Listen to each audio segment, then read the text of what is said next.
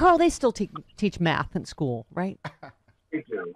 And you know what? I hate to break it to the president. He may have gotten more votes than any president in history, but that only helps you if you got more votes than your opponent. Right.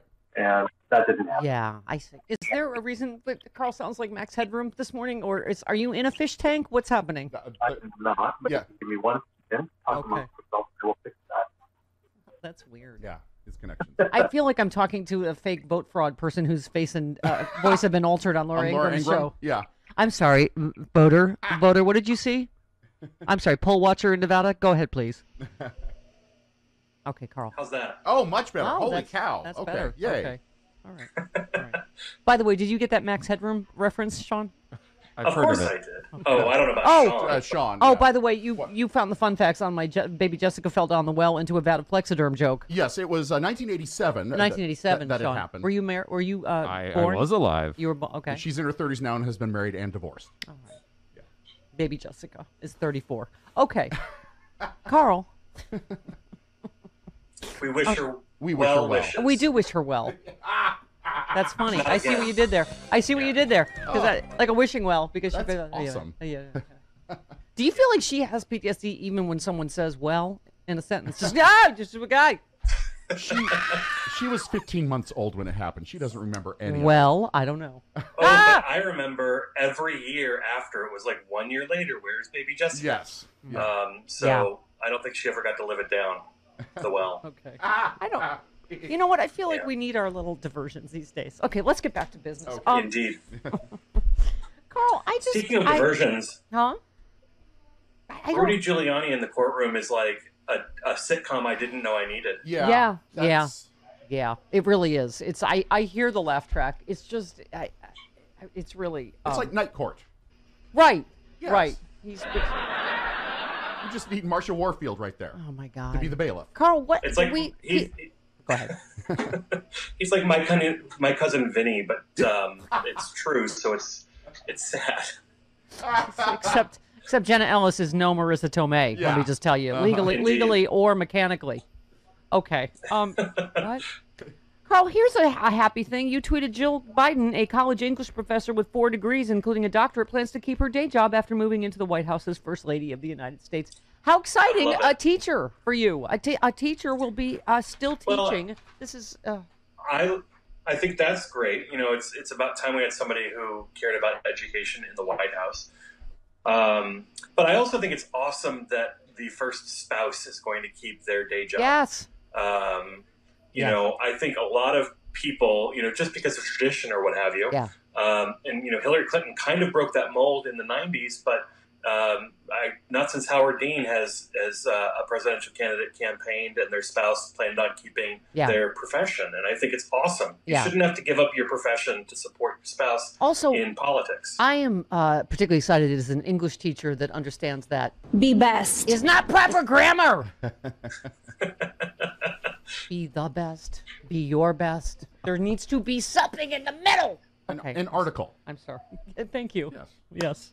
Okay. Connective tissue.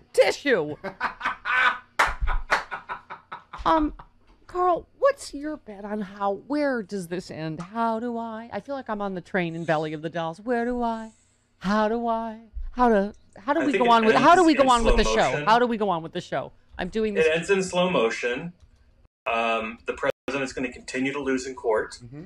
And, you know, what's interesting is I wish all of his supporters would just read his court filings. Yeah. Because then they would know how ridiculous this all is. Everything he says is not what he's filing. They go, I'm giving money to this. Oh, this is bull. Okay. I mean, how do they not know it's not bull at this point? I mean, when a judge says you're not charging voter fraud, and Giuliani says, but we are, and it's not in the court filing, it's like amateur hour. I'm not a lawyer, but I could do better. Yeah, right, exactly. Who couldn't? Okay. So, I don't even know where to. Would you like to? Let's talk about Trump in the bunker. I don't know.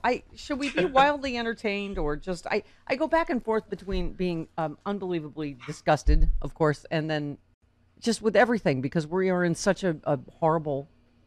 Sean, it's just one of those days. He cannot find Valley of the Dolls, and we are on the train.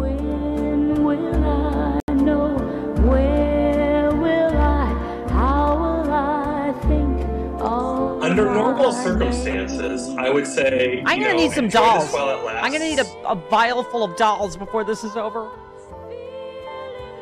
Those are pills. Yes, I know. Thank you. I think it's more like it's probably more like the creepy doll in the attic staring at us at this point than the dolls that one might take to forget or remember. Yes. Yeah, we're just on a train to nowhere. Where do we? We don't even know what stop. Is it Yonkers? What stop do we get off at? When does this end? Well, I mean, probably the state pen, but I think at this point we should be in a position where we can say, gosh, we're going to savor these last demented tweets while they last. But we all know that they're not going to go anywhere, right? They're going to just pick up on the other side of the wall when he's no longer in the White House. I don't have much faith, Karl, but don't you? I hope the media stops covering him when he's. I'm hoping that. Again, is Biden going to be able to avoid this like every day? What did you think of this Trump tweet? Oh, former President Trump says blah, blah. It's like, okay, I don't care what inmate number 6547 says. Just shut up. Don't. Okay. It's really. Well, it'll be interesting because if Trump starts his own media company, there's going to be an incentive for them to confine his craziness to their network because that's where people will have to go to see it. Yeah. So we'll see what happens on that front. But you know where we are. It'll be up to the Go ahead. Sorry. It'll be up to the media to make sure that they police themselves because I don't remember the media following every twist and turn of every single former president. And now granted, most of them decided to keep their mouths closed and focus on their life post president. Yeah. I feel like we're stuck somewhere between the train on Valley of the Dolls and somewhere in. I'm living my best life, that's for sure. I don't think Trump is. When you look behind you, there's no open door. Do you understand, Karl? I do. I don't know what you're hoping for, but okay. Listen. So Trump's agenda listed no public events. The 10th day since the election, those words have appeared on his daily schedule. He has answered no questions from reporters, invited no cameras into the Oval Office, ventured no further than his namesake golf course. There's word. Has baby canceled Thanksgiving in Mar-a-Lago? Mm-hmm. Oh, no. It feels like bunker mentality, one official said. When he looks out his north-facing windows, he can see the reviewing stand for Biden's inaugural parade. That's gotta hurt, Karl. Funny. Yes. When he ventures downstairs for meetings in the Oval, he often remains late into the evening conferring over his chaotic legal efforts and wondering why more of his lawyers aren't on TV defending him. So he mostly watches TV all day, and then he goes down late. Right. Okay, got it. And there's the kicker, right? Like, he thinks they should be on TV defending him, not building a good case for court. Right. His schedule has not included a classified intelligence briefing in more than a month, even as his administration is denying those briefings to the president-elect. So there's no one flying the plane, Karl. Even autopilot has not been, an act. So that, sleep well. Trump has mostly stopped phoning U.S. allies, particularly as they move toward recognizing Biden's win. So he's in a little grumpy. He's in a little snit. Trump has demonstrated. Trump has demonstrated little. Charts. Mm-hmm. Yeah, Trump has demonstrated little interest in adding more to his schedule. Few aides have raised the idea because of his dark mood and preoccupation with his loss. So nobody wants to disturb baby. That's where we are. Yeah. Instead, he's spending mornings watching TV, arriving to the Oval late in the afternoon, and remaining into the evening. Mitch McConnell, has suggested it might be time for Trump's legal challenges that they're running short. He said we're going to have an orderly transfer from this administration to the next one. Did he say okay. Trump remains intent on pushing ahead with his legal challenges, brooding over ever more conspiratorial theories on why the votes did not go his way. Frisch said we're gonna do this till December 14th. Really? Till they certify? I mean, let's not mistake this administration for not having anything happening right now. This is an administration working with the Senate. It may not be Trump, but his administration is working with the Senate right now to stack the Federal Elections Commission so that they can't rule on issues related to campaign finance violations. And I wonder who that might benefit. And they're also working to place nominees in important positions that Biden would not be able to remove in the lame duck. Yeah. So whether it's the Fed or the Office of the Comptroller of the Currency, they're moving straight ahead. Yeah. McConnell may be seeing the next. We know that McConnell is seeing the next administration because he's acting like it. Yeah. Yeah. I mean, these more young, unqualified judges, right? Onto the, it's.